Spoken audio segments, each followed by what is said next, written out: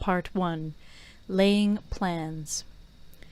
Sun Tzu said, "The art of war is of vital importance to the state. It is a matter of life and death, a road either to safety or to ruin. Hence it is a subject of inquiry which can on no account be neglected. The art of war, then, is governed by 5 constant factors, to be taken into account in one's deliberations, when seeking to determine the conditions obtaining in the field. These are 1. The moral law, 2. Heaven, 3. Earth, 4. The commander, 5. Method and discipline. The moral law causes the people to be in complete accord with their ruler, so that they will follow him regardless of their lives, undismayed by any danger. Heaven signifies night and day, cold and heat, times and seasons. Earth comprises distances, great and small, danger and security, open ground and narrow passes, the chances of life and death. The commander stands for the virtues of wisdom, sincerity, benevolence, courage, and strictness. By method and discipline are to be understood the marshalling of the army in its proper subdivisions, the graduations of rank among the officers, the maintenance of roads by which supplies may reach the army, and the control of military expenditure. These 5 heads should be familiar to every general. He who knows them will be victorious. He who knows them not will fail. Therefore, in your deliberations, when seeking to determine the military conditions, let them be made the basis of a comparison in this wise. 1. Which of the 2 sovereigns is imbued with the moral law? 2.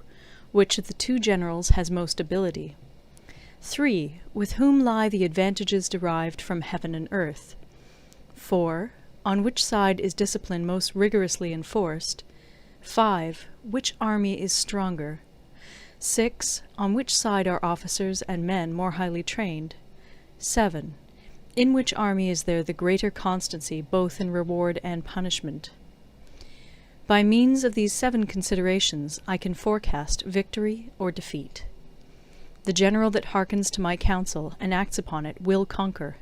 Let such a one be retained in command.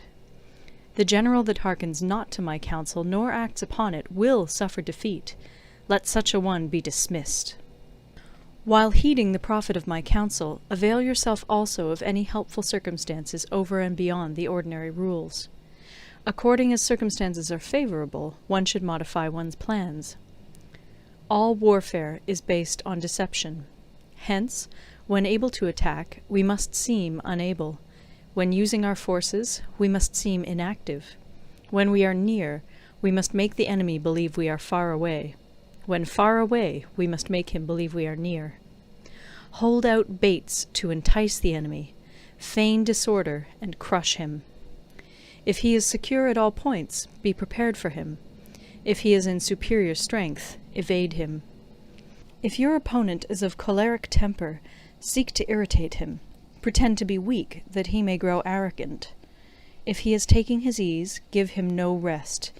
If his forces are united, separate them. Attack him where he is unprepared. Appear where you are not expected. These military devices, leading to victory, must not be divulged beforehand. Now the general who wins a battle makes many calculations in his temple ere the battle is fought. The general who loses a battle makes but few calculations beforehand. Thus do many calculations lead to victory, and few calculations to defeat. How much more no calculation at all? It is by attention to this point that I can foresee who is likely to win or lose. End of Part 1. Part 2. Waging War.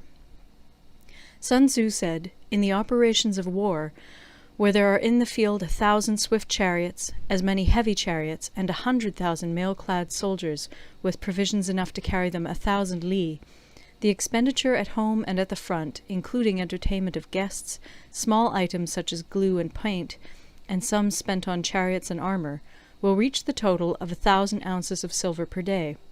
Such is the cost of raising an army of 100,000 men. When you engage in actual fighting, if victory is long in coming, then men's weapons will grow dull and their ardour will be damped. If you lay siege to a town, you will exhaust your strength. Again, if the campaign is protracted, the resources of the state will not be equal to the strain. Now, when your weapons are dulled, your ardour damped, your strength exhausted, and your treasure spent, other chieftains will spring up to take advantage of your extremity. Then no man, however wise, will be able to avert the consequences that must ensue. Thus, though we have heard of stupid haste in war, cleverness has never been seen associated with long delays. There is no instance of a country having benefited from prolonged warfare. It is only one who is thoroughly acquainted with the evils of war that can thoroughly understand the profitable way of carrying it on. The skilful soldier does not raise a second levy. Neither are his supply wagons loaded more than twice. Bring war material with you from home, but forage on the enemy. Thus the army will have food enough for its needs. Poverty of the state exchequer causes an army to be maintained by contributions from a distance. Contributing to maintain an army at a distance causes the people to be impoverished. On the other hand, the proximity of an army causes prices to go up, and high prices cause the people's substance to be drained away. When their substance is drained away, the peasantry will be afflicted by heavy exactions. With this loss of substance and exhaustion of strength, the homes of the people will be stripped bare, and 3/10 of their income will be dissipated, while government expenses for broken chariots, worn-out horses, breastplates and helmets, bows and arrows, spears and shields, protective mantles, draught oxen, and heavy wagons will amount to 4/10 of its total revenue. Hence, a wise general makes a point of foraging on the enemy. 1 cartload of the enemy's provisions is equivalent to 20 of one's own, and likewise a single picul of his provender is equivalent to 20 from one's own store. Now, in order to kill the enemy, our men must be roused to anger. That there may be advantage from defeating the enemy, they must have their rewards. Therefore, in chariot fighting, when 10 or more chariots have been taken, those should be rewarded who took the first. Our own flags should be substituted for those of the enemy, and their chariots mingled and used in conjunction with ours. The captured soldiers should be kindly treated and kept. This is called using the conquered foe to augment one's own strength. In war, then, let your great object be victory, not lengthy campaigns. Thus it may be known that the leader of armies is the arbiter of the people's fate, the man on whom it depends whether the nation shall be in peace or in peril. End of Part 2. Recorded in Toronto, Ontario by Moira Fogarty, October 2006.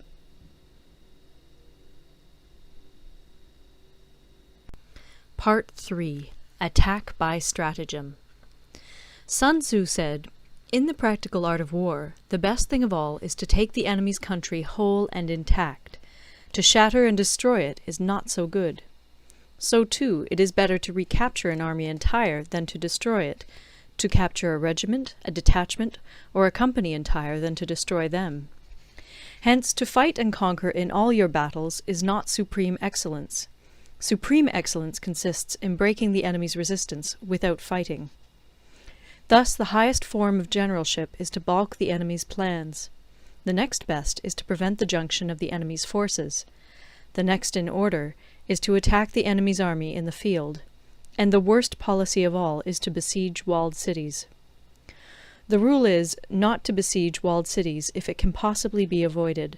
The preparation of mantlets, movable shelters, and various implements of war will take up 3 whole months, and the piling up of mounds against the walls will take 3 months more. The general, unable to control his irritation, will launch his men to the assault like swarming ants, with the result that 1/3 of his men are slain, while the town still remains untaken. Such are the disastrous effects of a siege. Therefore the skilful leader subdues the enemy's troops without any fighting. He captures their cities without laying siege to them. He overthrows their kingdom without lengthy operations in the field. With his forces intact, he will dispute the mastery of the empire, and thus, without losing a man, his triumph will be complete. This is the method of attacking by stratagem. It is the rule in war, if our forces are 10 to the enemy's 1, to surround him; if 5 to 1, to attack him; If twice as numerous, to divide our army into 2. If equally matched, we can offer battle. If slightly inferior in numbers, we can avoid the enemy. If quite unequal in every way, we can flee from him. Hence, though an obstinate fight may be made by a small force, in the end it must be captured by the larger force. Now the general is the bulwark of the state. If the bulwark is complete at all points, the state will be strong. If the bulwark is defective, the state will be weak. There are 3 ways in which a ruler can bring misfortune upon his army. 1. By commanding the army to advance or to retreat, being ignorant of the fact that it cannot obey. This is called hobbling the army. 2. By attempting to govern an army in the same way as he administers a kingdom, being ignorant of the conditions which obtain in an army. This causes restlessness in the soldiers' minds. 3. By employing the officers of his army without discrimination through ignorance of the military principle of adaptation to circumstances. This shakes the confidence of the soldiers. But when the army is restless and distrustful, trouble is sure to come from the other feudal princes. This is simply bringing anarchy into the army, and flinging victory away. Thus we may know that there are 5 essentials for victory. 1. He will win who knows when to fight and when not to fight. 2. He will win who knows how to handle both superior and inferior forces. 3. He will win whose army is animated by the same spirit throughout all its ranks. 4. He will win who, prepared himself, waits to take the enemy unprepared. 5. He will win who has military capacity and is not interfered with by the sovereign. Hence the saying, if you know the enemy and know yourself, you need not fear the result of 100 battles. If you know yourself, but not the enemy, for every victory gained you will also suffer a defeat. If you know neither the enemy nor yourself, you will succumb in every battle. End of Part 3. Part 4. Tactical Dispositions. Sun Tzu said, "The good fighters of old first put themselves beyond the possibility of defeat, and then waited for an opportunity of defeating the enemy. To secure ourselves against defeat lies in our own hands, but the opportunity of defeating the enemy is provided by the enemy himself. Thus the good fighter is able to secure himself against defeat, but cannot make certain of defeating the enemy. Hence the saying, one may know how to conquer without being able to do it." Security against defeat implies defensive tactics. Ability to defeat the enemy means taking the offensive. Standing on the defensive indicates insufficient strength. Attacking, a superabundance of strength. The general who is skilled in defense hides in the most secret recesses of the earth. He who is skilled in attack flashes forth from the topmost heights of heaven. Thus, on the one hand, we have ability to protect ourselves, on the other, a victory that is complete. To see victory only when it is within the ken of the common herd is not the acme of excellence. Neither is it the acme of excellence if you fight and conquer, and the whole empire says, "Well done!" To lift an autumn hair is no sign of great strength. To see the sun and moon is no sign of sharp sight. To hear the noise of thunder is no sign of a quick ear. What the ancients called a clever fighter is one who not only wins, but excels in winning with ease. Hence his victories bring him neither reputation for wisdom nor credit for courage. He wins his battles by making no mistakes. Making no mistakes is what establishes the certainty of victory, for it means conquering an enemy that is already defeated. Hence the skillful fighter puts himself into a position which makes defeat impossible, and does not miss the moment for defeating the enemy. Thus it is that in war the victorious strategist only seeks battle after the victory has been won, whereas he who is destined to defeat first fights and afterwards looks for victory. The consummate leader cultivates the moral law and strictly adheres to method and discipline. Thus it is in his power to control success. In respect of military method we have, firstly, measurement, secondly, estimation of quantity, thirdly, calculation, fourthly, balancing of chances, fifthly, victory. Measurement owes its existence to earth, estimation of quantity to measurement, calculation to estimation of quantity, balancing of chances to calculation, and victory to balancing of chances. A victorious army opposed to a routed one is as a pound's weight placed in the scale against a single grain.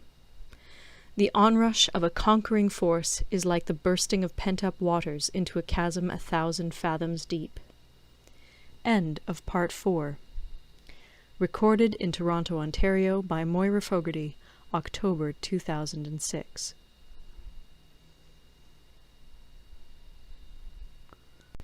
Part 5. Energy. Sun Tzu said, "The control of a large force is the same principle as the control of a few men. It is merely a question of dividing up their numbers." Fighting with a large army under your command is nowise different from fighting with a small one. It is merely a question of instituting signs and signals.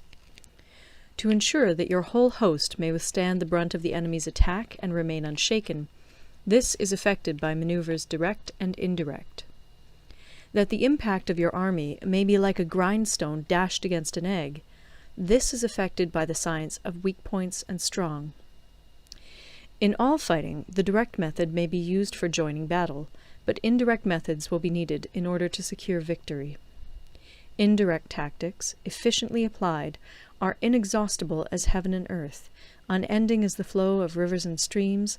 Like the sun and moon, they end but to begin anew. Like the 4 seasons, they pass away to return once more. There are not more than 5 musical notes, yet the combinations of these 5 give rise to more melodies than can ever be heard. There are not more than 5 primary colors, blue, yellow, red, white, and black, yet in combination they produce more hues than can ever be seen. There are not more than 5 cardinal tastes, sour, acrid, salt, sweet, bitter, yet combinations of them yield more flavors than can ever be tasted. In battle there are not more than 2 methods of attack, the direct and the indirect, yet these 2 in combination give rise to an endless series of maneuvers. The direct and the indirect lead on to each other in turn. It is like moving in a circle, you never come to an end. Who can exhaust the possibilities of their combination? The onset of troops is like the rush of a torrent which will even roll stones along in its course. The quality of decision is like the well-timed swoop of a falcon, which enables it to strike and destroy its victim. Therefore, the good fighter will be terrible in his onset, and prompt in his decision. Energy may be likened to the bending of a crossbow, decision to the releasing of a trigger. Amid the turmoil and tumult of battle, there may be seeming disorder, and yet no real disorder at all. Amid confusion and chaos, your array may be without head or tail, yet it will be proof against defeat. Simulated disorder postulates perfect discipline. Simulated fear postulates courage. Simulated weakness postulates strength. Hiding order beneath the cloak of disorder is simply a question of subdivision. Concealing courage under the show of timidity presupposes a fund of latent energy. Masking strength with weakness is to be effected by tactical dispositions. Thus, one who is skillful at keeping the enemy on the move maintains deceitful appearances, according to which the enemy will act. He sacrifices something that the enemy may snatch at it. By holding out baits, he keeps him on the march. Then, with a body of picked men, he lies in wait for him. The clever combatant looks to the effect of combined energy, and does not require too much from individuals. Hence his ability to pick out the right men and utilize combined energy. When he utilizes combined energy, his fighting men become as it were like unto rolling logs or stones, for it is the nature of a log or stone to remain motionless on level ground, and to move when on a slope. If four-cornered, to come to a standstill, but if round-shaped, to go rolling down. Thus the energy developed by good fighting men is as the momentum of a round stone rolled down a mountain thousands of feet in height. So much on the subject of energy. End of Part 5. Part 6. Weak Points and Strong. Sun Tzu said, "Whoever is first in the field and awaits the coming of the enemy will be fresh for the fight. Whoever is second in the field and has to hasten to battle will arrive exhausted. Therefore, the clever combatant imposes his will on the enemy but does not allow the enemy's will to be imposed on him. By holding out advantages to him, he can cause the enemy to approach of his own accord, or, by inflicting damage, he can make it impossible for the enemy to draw near. If the enemy is taking his ease, he can harass him. If well supplied with food, he can starve him out. If quietly encamped, he can force him to move. Appear at points which the enemy must hasten to defend. March swiftly to places where you are not expected. An army may march great distances without distress, if it marches through country where the enemy is not. You can be sure of succeeding in your attacks if you only attack places which are undefended. You can ensure the safety of your defense if you only hold positions that cannot be attacked. Hence that general is skillful in attack whose opponent does not know what to defend, and he is skillful in defense whose opponent does not know what to attack. O divine art of subtlety and secrecy! Through you we learn to be invisible, through you inaudible, and hence we can hold the enemy's fate in our hands. You may advance and be absolutely irresistible if you make for the enemy's weak points. You may retire and be safe from pursuit if your movements are more rapid than those of the enemy. If we wish to fight, the enemy can be forced to an engagement even though he be sheltered behind a high rampart and a deep ditch. All we need do is attack some other place that he will be obliged to relieve.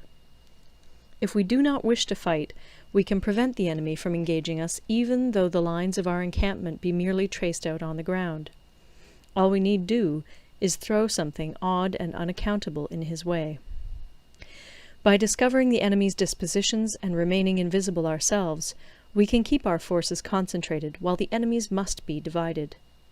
We can form a single united body while the enemy must split up into fractions. Hence there will be a whole pitted against separate parts of a whole, which means that we shall be many to the enemy's few. And if we are able thus to attack an inferior force with a superior one, our opponents will be in dire straits. The spot where we intend to fight must not be made known, for then the enemy will have to prepare against a possible attack at several different points. And his forces being thus distributed in many directions, the numbers we shall have to face at any given point will be proportionately few. For should the enemy strengthen his van, he will weaken his rear. Should he strengthen his rear, he will weaken his van. Should he strengthen his left, he will weaken his right. Should he strengthen his right, he will weaken his left. If he sends reinforcements everywhere, he will everywhere be weak. Numerical weakness comes from having to prepare against possible attacks. Numerical strength from compelling our adversary to make these preparations against us. Knowing the place and the time of the coming battle, we may concentrate from the greatest distances in order to fight. But if neither time nor place be known, then the left wing will be impotent to succour the right equally impotent to succour the left, the van unable to relieve the rear, or the rear to support the van. How much more so if the furthest proportions of the army are anything under 100 li apart, and even the nearest are separated by several li. Though according to my estimate the soldiers of Yue exceed our own in number, that shall advantage them nothing in the matter of victory. I say then that victory can be achieved. Though the enemy be stronger in numbers, we may prevent him from fighting. Scheme so as to discover his plans and the likelihood of their success. Rouse him and learn the principle of his activity or inactivity. Force him to reveal himself so as to find out his vulnerable spots. Carefully compare the opposing army with your own, so that you may know where strength is superabundant and where it is deficient. In making tactical dispositions, the highest pitch you can attain is to conceal them. Conceal your dispositions, and you will be safe from the prying of the subtlest spies, from the machinations of the wisest brains. How victory may be produced for them out of the enemy's own tactics, that is what the multitude cannot comprehend. All men can see the tactics whereby I conquer, but what none can see is the strategy out of which victory is evolved. Do not repeat the tactics which have gained you one victory, but let your methods be regulated by the infinite variety of circumstances. Military tactics are like unto water, for water in its natural course runs away from high places and hastens downwards. So in war, the way is to avoid what is strong and to strike at what is weak. Water shapes its course according to the nature of the ground over which it flows. The soldier works out his victory in relation to the foe whom he is facing. Therefore, just as water retains no constant shape, in warfare there are no constant conditions. He who can modify his tactics in relation to his opponent and thereby succeed in winning may be called a heaven-born captain. The 5 elements, water, fire, wood, metal, earth, are not always equally predominant. The 4 seasons make way for each other in turn. There are short days and long. The moon has its periods of waning and waxing. End of Part 6. Recorded in Toronto, Ontario by Moira Fogarty, October 2006.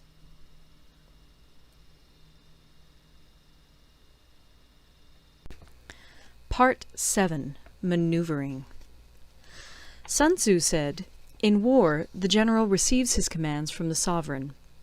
Having collected an army and concentrated his forces, he must blend and harmonize the different elements thereof before pitching his camp.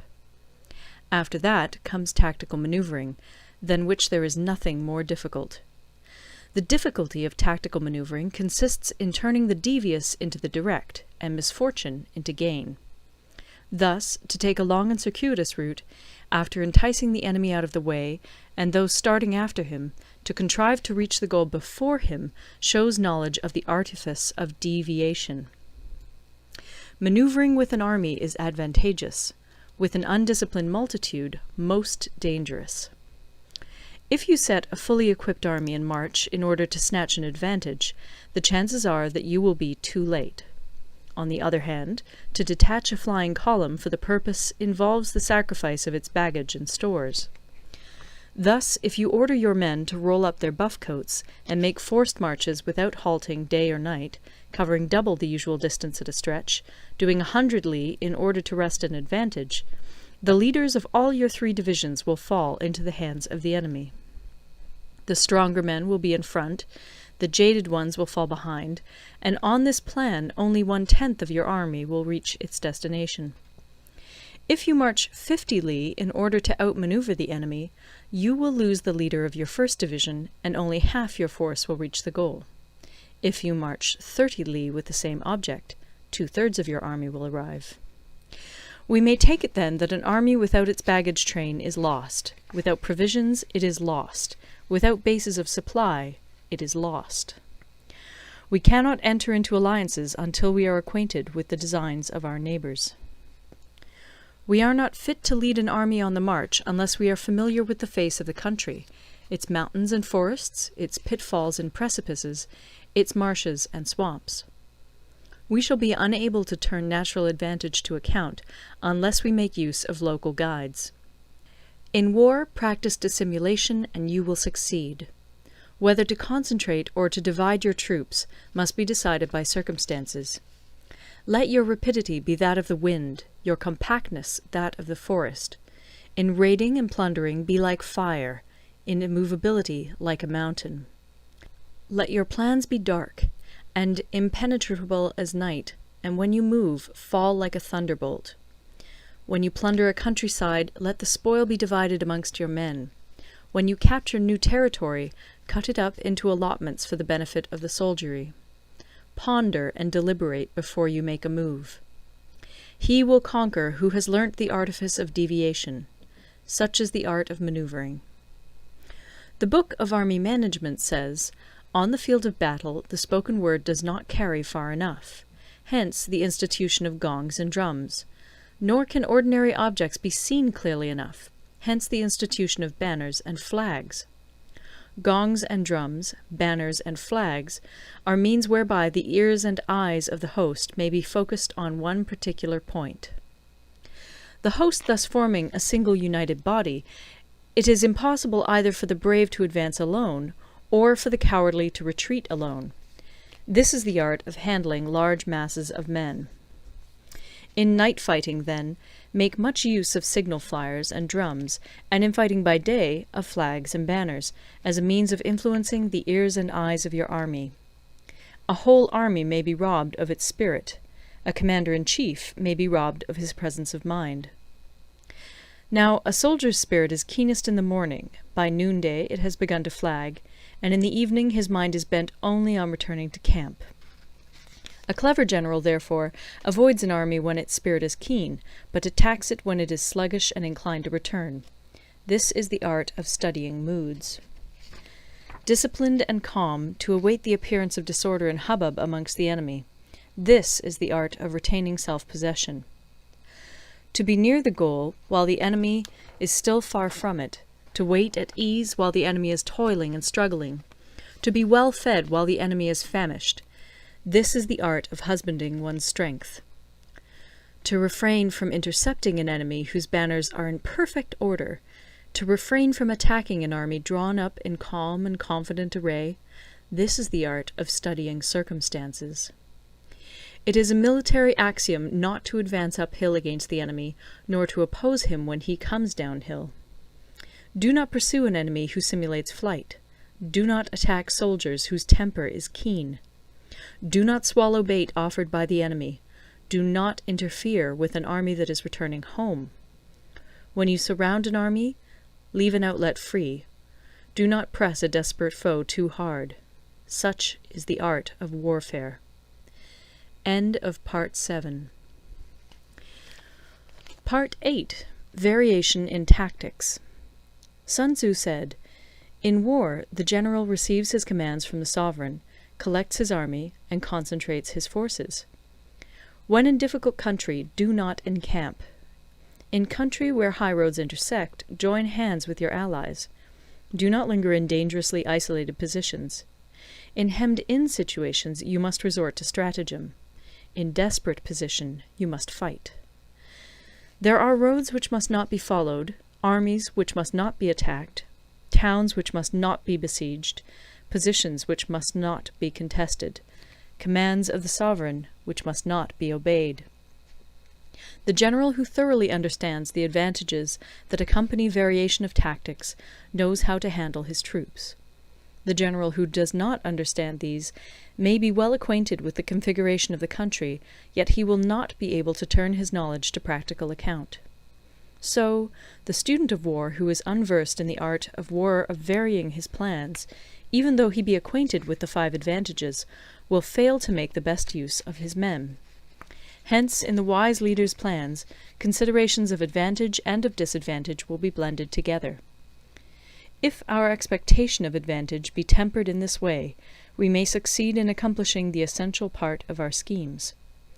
If, on the other hand, in the midst of difficulties we are always ready to seize an advantage, we may extricate ourselves from misfortune. Reduce the hostile chiefs by inflicting damage on them, and make trouble for them, and keep them constantly engaged. Hold out specious allurements, and make them rush to any given point. The art of war teaches us to rely not on the likelihood of the enemy's not coming, but on our own readiness to receive him, not on the chance of his not attacking, but rather on the fact that we have made our position unassailable. There are 5 dangerous faults which may affect a general. 1. Recklessness, which leads to destruction. 2. Cowardice, which leads to capture. 3. A hasty temper, which can be provoked by insults. 4. A delicacy of honour, which is sensitive to shame. 5. Over-solicitude for his men, which exposes him to worry and trouble. These are the 5 besetting sins of a general, ruinous to the conduct of war. When an army is overthrown and its leader slain, the cause will surely be found among these 5 dangerous faults. Let them be a subject of meditation. End of Part 9. Recorded in Toronto, Ontario by Moira Fogarty, October 2006.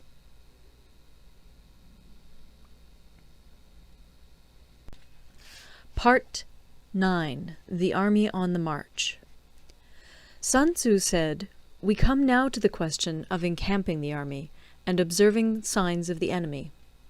Pass quickly over mountains, and keep in the neighbourhood of valleys. Camp in high places, facing the sun. Do not climb heights in order to fight." So much for mountain warfare. After crossing a river, you should get far away from it.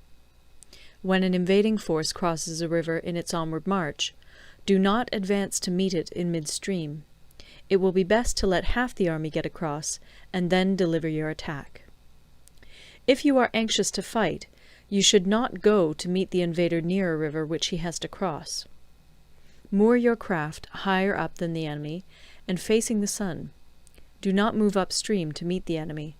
So much for river warfare. In crossing salt marshes, your sole concern should be to get over them quickly, without any delay. If forced to fight in a salt marsh, you should have water and grass near you, and get your back to a clump of trees. So much for operations in salt marshes.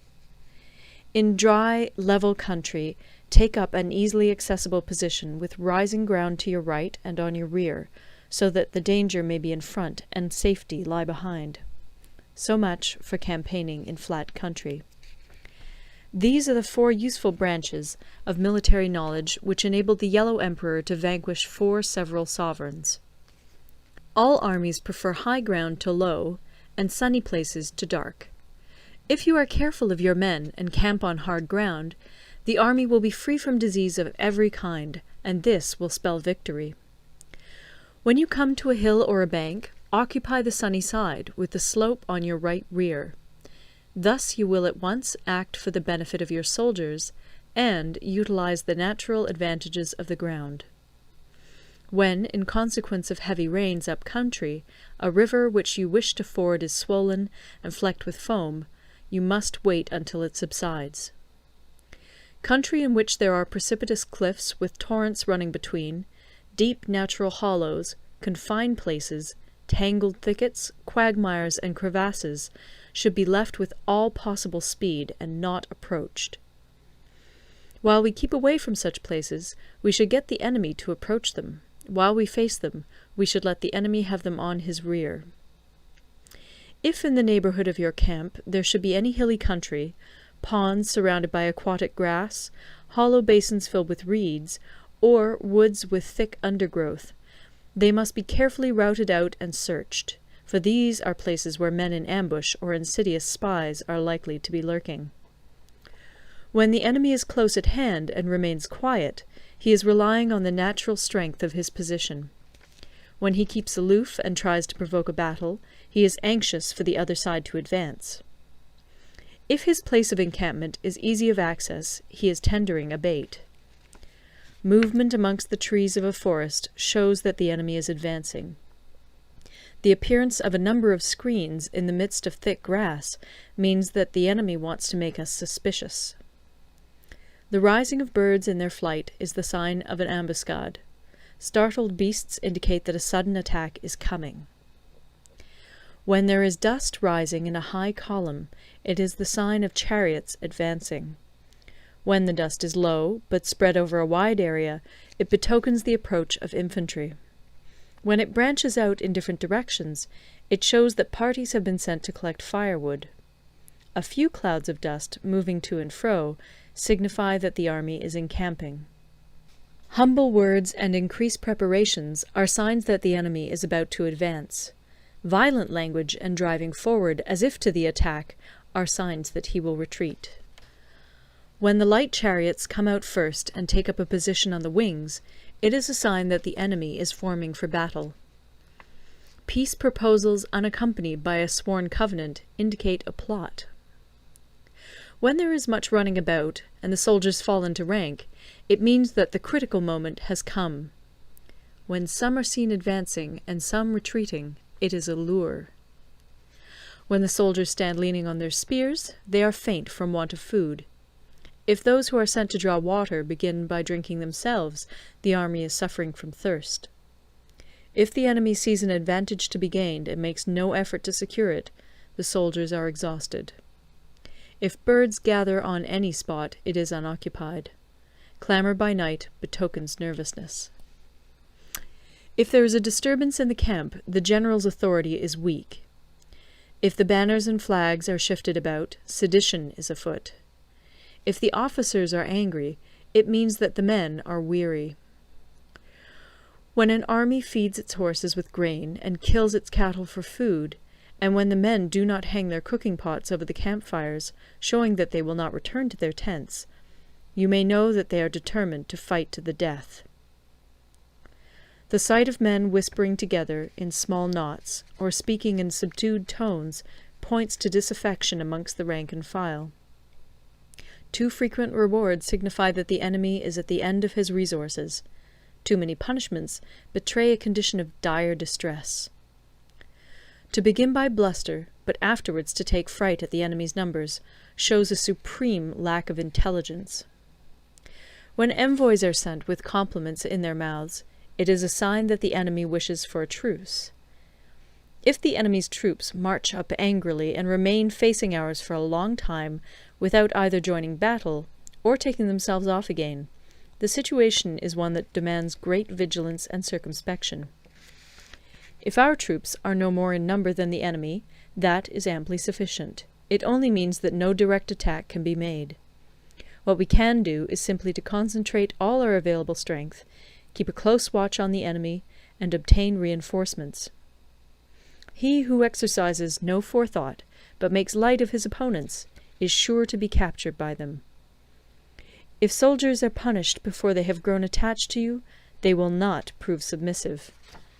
And, unless submissive, they will be practically useless. If, when the soldiers have become attached to you, punishments are not enforced, they will still be useless. Therefore, soldiers must be treated in the first instance with humanity, but kept under control by means of iron discipline. This is a certain road to victory. If in training soldiers commands are habitually enforced, the army will be well disciplined. If not, its discipline will be bad. If a general shows confidence in his men, but always insists on his orders being obeyed, the gain will be mutual. End of Part 9. Part 10. Terrain. Sun Tzu said, we may distinguish 6 kinds of terrain, to wit, 1. Accessible ground, 2. Entangling ground, 3. Temporizing ground, 4. Narrow passes, 5. Precipitous heights, 6. Positions at a great distance from the enemy. Ground which can be freely traversed by both sides is called accessible. With regard to ground of this nature, be before the enemy in occupying the raised and sunny spots, and carefully guard your line of supplies. Then you will be able to fight with advantage. Ground which can be abandoned but is hard to reoccupy is called entangling. From a position of this sort, if the enemy is unprepared, you may sally forth and defeat him. But if the enemy is prepared for your coming, and you fail to defeat him, then, return being impossible, disaster will ensue.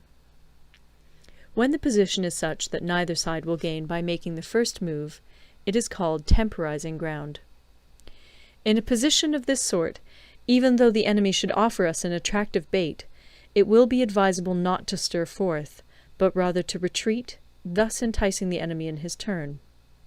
Then, when part of his army has come out, we may deliver our attack with advantage.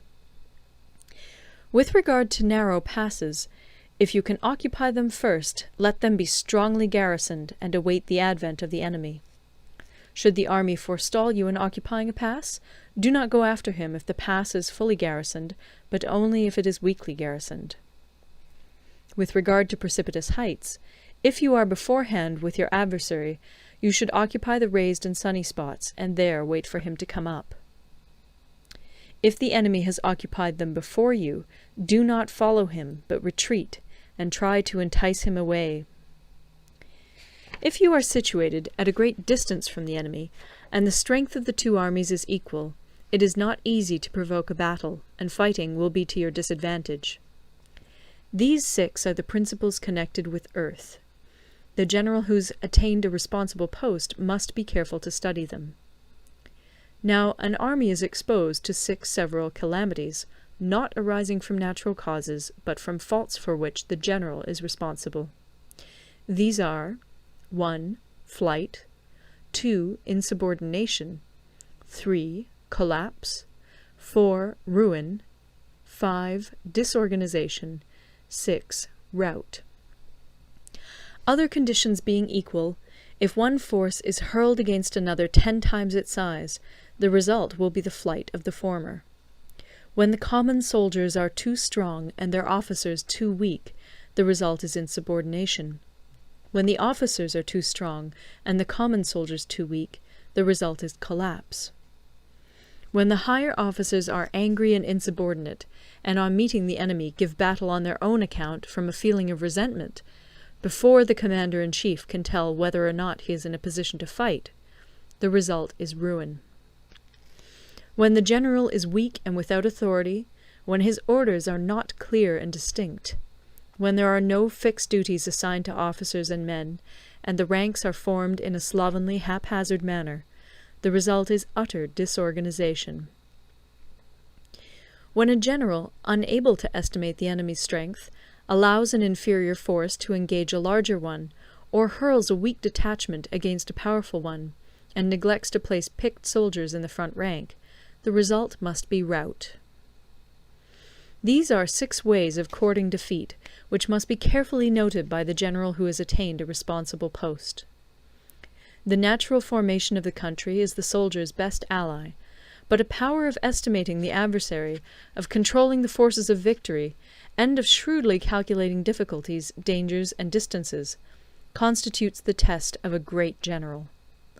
He who knows these things, and in fighting puts his knowledge into practice, will win his battles. He who knows them not, nor practices them, will surely be defeated. If fighting is sure to result in victory, then you must fight, even though the ruler forbid it. If fighting will not result in victory, then you must not fight even at the ruler's bidding.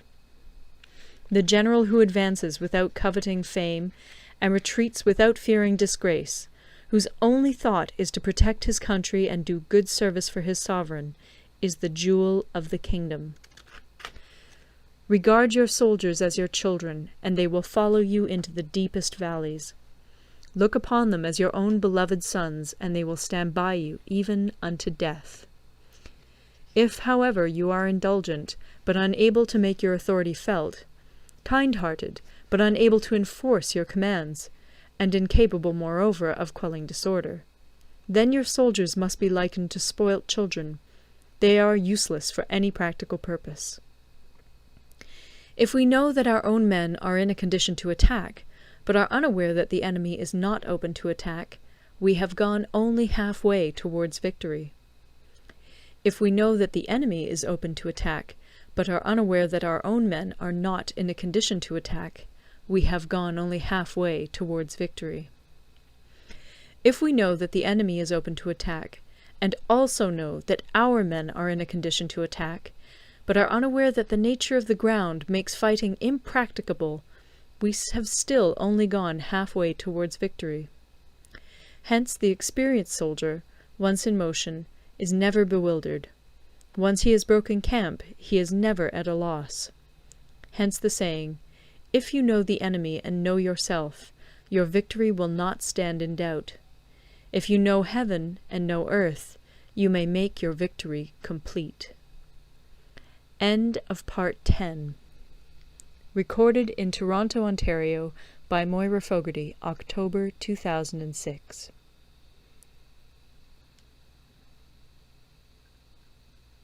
Part 11. The 9 Situations. Sun Tzu said, "The art of war recognizes 9 varieties of ground. 1. Dispersive ground. 2. Facile ground. 3. Contentious ground. 4. Open ground. 5. Ground of intersecting highways. 6. Serious ground. 7. Difficult ground. 8. Hemmed-in ground. 9. Desperate ground. When a chieftain is fighting in his own territory, it is dispersive ground. When he has penetrated into hostile territory, but to no great distance, it is facile ground. Ground the possession of which imports great advantage to either side is contentious ground. Ground on which each side has liberty of movement is open ground. Ground which forms the key to 3 contiguous states, so that he who occupies it first has most of the empire at his command, is a ground of intersecting highways. When an army has penetrated into the heart of a hostile country, leaving a number of fortified cities in its rear, it is serious ground. Mountain forests, rugged steeps, marshes, and fens, all country that is hard to traverse, this is difficult ground. Ground which is reached through narrow gorges, and from which we can only retire by tortuous paths, so that a small number of the enemy would suffice to crush a large body of our men, this is hemmed-in ground. Ground on which we can only be saved from destruction by fighting without delay is desperate ground. On dispersive ground, therefore, fight not. On facile ground, halt not. On contentious ground, attack not. On open ground, do not try to block the enemy's way. On the ground of intersecting highways, join hands with your allies. On serious ground, gather in plunder. In difficult ground, keep steadily on the march. On hemmed-in ground, resort to stratagem. On desperate ground, fight. Those who were called skilful leaders of old knew how to drive a wedge between the enemy's front and rear, to prevent cooperation between his large and small divisions, to hinder the good troops from rescuing the bad, the officers from rallying their men. When the enemy's men were united, they managed to keep them in disorder. When it was to their advantage, they made a forward move. When otherwise, they stopped still. If asked how to cope with a great host of the enemy in orderly array, and on the point of marching to the attack, I should say, begin by seizing something which your opponent holds dear. Then he will be amenable to your will. Rapidity is the essence of war. Take advantage of the enemy's unreadiness. Make your way by unexpected routes, and attack unguarded spots. The following are the principles to be observed by an invading force. The further you penetrate into a country, the greater will be the solidarity of your troops, and thus the defenders will not prevail against you. Make forays in fertile country in order to supply your army with food. Carefully study the well-being of your men, and do not overtax them. Concentrate your energy and hoard your strength. Keep your army continually on the move, and devise unfathomable plans.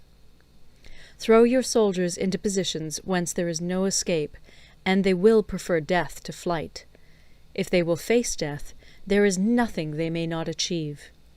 Officers and men alike will put forth their uttermost strength. Soldiers, when in desperate straits, lose the sense of fear. If there is no place of refuge, they will stand firm. If they are in hostile country, they will show a stubborn front. If there is no help for it, they will fight hard. Thus, without waiting to be marshalled, the soldiers will be constantly on the qui-vive. Without waiting to be asked, they will do your will. Without restrictions, they will be faithful. Without giving orders, they can be trusted. Prohibit the taking of omens, and do away with superstitious doubts. Then, until death itself comes, no calamity need be feared. If our soldiers are not overburdened with money, it is not because they have a distaste for riches. If their lives are not unduly long, it is not because they are disinclined to longevity. On the day they are ordered out to battle, your soldiers may weep, those sitting up bedewing their garments, and those lying down, letting the tears run down their cheeks. But let them once be brought to bay, and they will display the courage of a Chu or a Kui. The skilful tactician may be likened to the Shuai-jan. Now, the Shuai-jan is a snake that is found in the Ch'ung Mountains. Strike at its head, and you will be attacked by its tail. Strike at its tail, and you will be attacked by its head. Strike at the middle, and you will be attacked by head and tail both. Asked if an army can be made to imitate the Shuai-jan, I should answer yes. For the men of Wu and the men of Yue are enemies. Yet if they are crossing a river in the same boat and are caught by a storm, they will come to each other's assistance, just as the left hand helps the right. Hence it is not enough to put one's trust in the tethering of horses and the burying of chariot wheels in the ground. The principle on which to manage an army is to set up one standard of courage, which all must reach. How to make the best of both strong and weak, that is a question involving the proper use of ground. Thus, the skilful general conducts his army just as though he were leading a single man, willy-nilly, by the hand. It is the business of a general to be quiet, and thus ensure secrecy, upright and just, and thus maintain order. He must be able to mystify his officers and men by false reports and appearances, and thus keep them in total ignorance. By altering his arrangements and changing his plans, he keeps the enemy without definite knowledge. By shifting his camp and taking circuitous routes, he prevents the enemy from anticipating his purpose. At the critical moment, the leader of an army acts like one who has climbed up a height and then kicks away the ladder behind him. He carries his men deep into hostile territory before he shows his hand. He burns his boats and breaks his cooking pots. Like a shepherd driving a flock of sheep, he drives his men this way and that, and nothing knows whither he is going. To muster his host and bring it into danger, this may be termed the business of the general. The different measures suited to the 9 varieties of ground, the expediency of aggressive or defensive tactics, and the fundamental laws of human nature, these are things that must most certainly be studied. When invading hostile territory, the general principle is that penetrating deeply brings cohesion. Penetrating but a short way means dispersion. When you leave your own country behind and take your army across neighborhood territory, you find yourself on critical ground. When there are means of communication on all 4 sides, the ground is one of intersecting highways. When you penetrate deeply into a country, it is serious ground. When you penetrate but a little way, it is facile ground. When you have the enemy's strongholds on your rear and narrow passes in front, it is hemmed-in ground. When there is no place of refuge at all, it is desperate ground. Therefore, on dispersive ground I would inspire my men with unity of purpose. On facile ground, I would see that there is close connection between all parts of my army. On contentious ground, I would hurry up my rear. On open ground, I would keep a vigilant eye on my defences. On ground of intersecting highways, I would consolidate my alliances. On serious ground, I would try to ensure a continuous stream of supplies. On difficult ground, I would keep pushing on along the road. On hemmed-in ground, I would block any way of retreat. On desperate ground, I would proclaim to my soldiers the hopelessness of saving their lives. For it is the soldier's disposition to offer an obstinate resistance when surrounded, to fight hard when he cannot help himself, and to obey promptly when he has fallen into danger. We cannot enter into alliance with neighbouring princes until we are acquainted with their designs. We are not fit to lead an army on the march unless we are familiar with the face of the country, its mountains and forests, its pitfalls and precipices, its marshes and swamps. We shall be unable to turn natural advantages to account unless we make use of local guides. To be ignored of any one of the following 4 or 5 principles does not befit a warlike prince. When a warlike prince attacks a powerful state, his generalship shows itself in preventing the concentration of the enemy's forces. He overawes his opponents, and their allies are prevented from joining against him. Hence he does not strive to ally himself with all and sundry, nor does he foster the power of other states. He carries out his own secret designs, keeping his antagonists in awe. Thus he is able to capture their cities and overthrow their kingdoms. Bestow rewards without regard to rule, issue orders without regard to previous arrangements, and you will be able to handle a whole army as though you had to do with but a single man. Confront your soldiers with the deed itself. Never let them know your design. When the outlook is bright, bring it before their eyes, but tell them nothing when the situation is gloomy. Place your army in deadly peril, and it will survive. Plunge it into desperate straits, and it will come off in safety. For it is precisely when a force has fallen into harm's way that it is capable of striking a blow for victory. Success in warfare is gained by carefully accommodating ourselves to the enemy's purpose. By persistently hanging on the enemy's flank, we shall succeed in the long run in killing the commander-in-chief. This is called ability to accomplish a thing by sheer cunning. On the day that you take up your command, block the frontier passes, destroy the official tallies, and stop the passage of all emissaries. Be stern in the council chamber, so that you may control the situation. If the enemy leaves the door open, you must rush in. Forestall your opponent by seizing what he holds dear, and subtly contrive to time his arrival on the ground. Walk in the path defined by rule, and accommodate yourself to the enemy until you can fight a decisive battle. At first, then, exhibit the coyness of a maiden, until the enemy gives you an opening. Afterwards, emulate the rapidity of a running hare, and it will be too late for the enemy to oppose you. End of Part 11. Recorded in Toronto, Ontario, by Moira Fogarty, October 2006.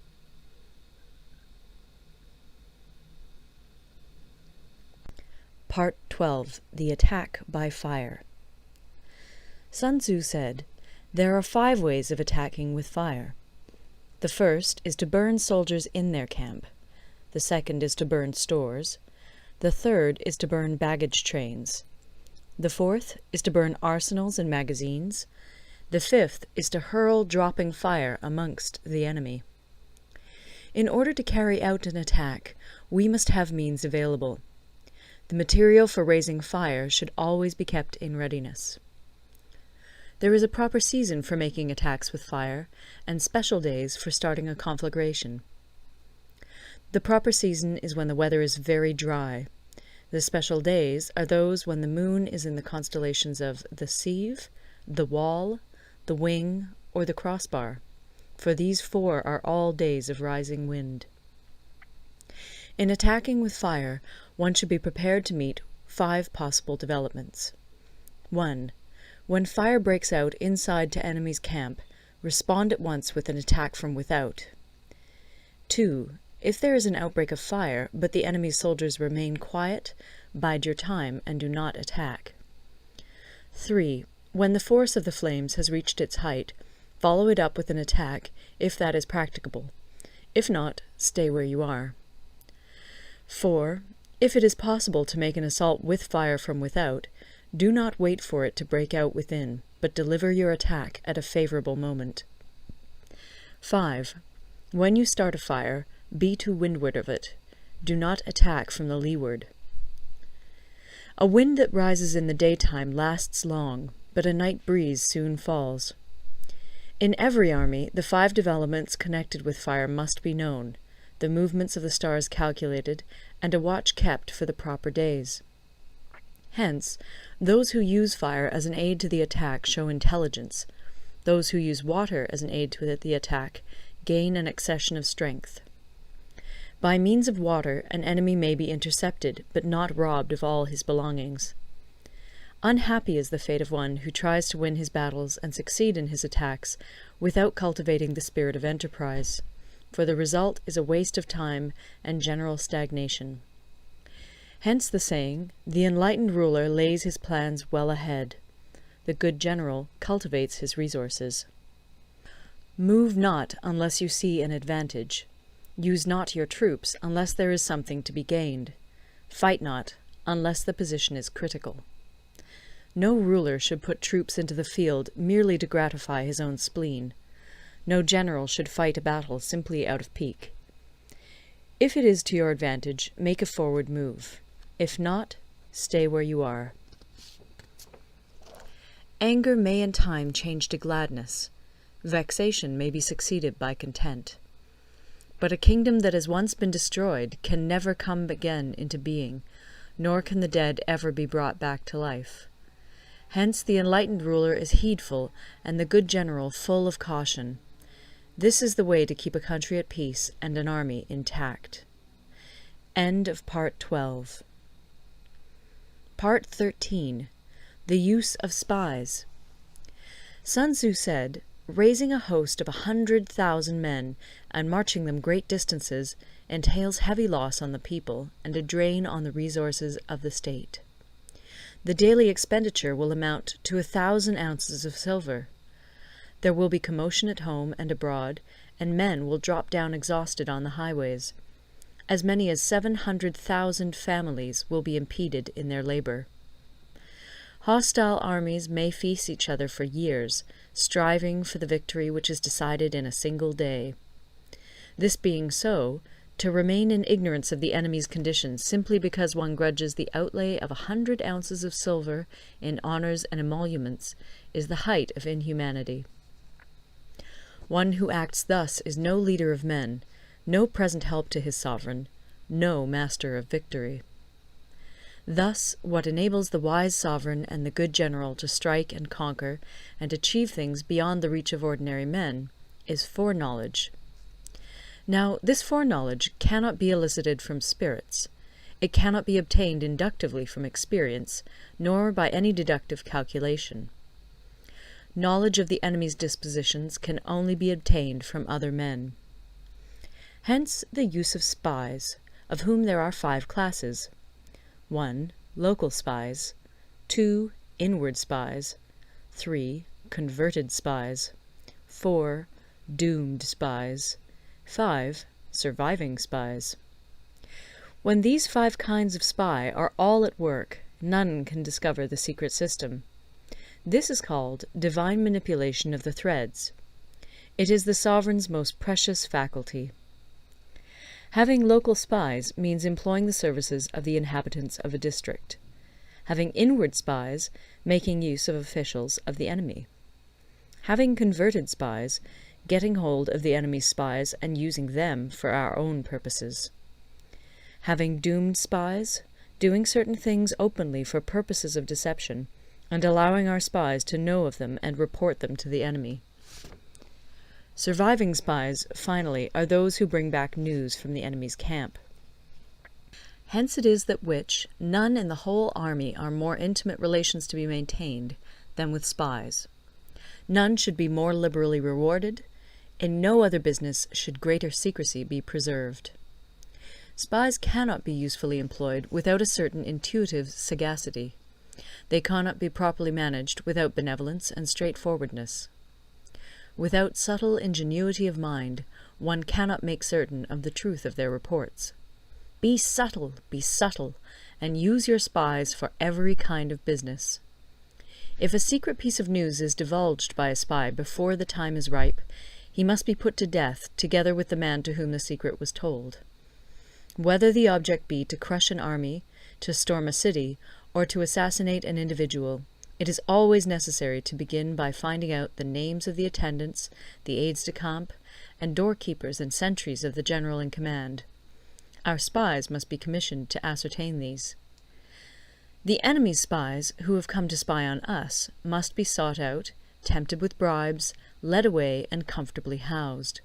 Thus they will become converted spies and available for our service. It is through the information brought by the converted spy that we are able to acquire and employ local and inward spies. It is owing to this information again that we can cause the doomed spy to carry false tidings to the enemy. Lastly, it is by this information that the surviving spy can be used on appointed occasions. The end and aim of spying in all its 5 varieties is knowledge of the enemy, and this knowledge can only be derived in the first instance from the converted spy. Hence it is essential that the converted spy be treated with the utmost liberality. Of old, the rise of the Yin dynasty was due to Yi Qi, who had served under the Xia. Likewise, the rise of the Chu dynasty was due to Liu Ya, who had served under the Yin. Hence it is only the enlightened ruler and the wise general who will use the highest intelligence of the army for purposes of spying, and thereby they achieve great results. Spies are a most important element in water, because on them depends an army's ability to move.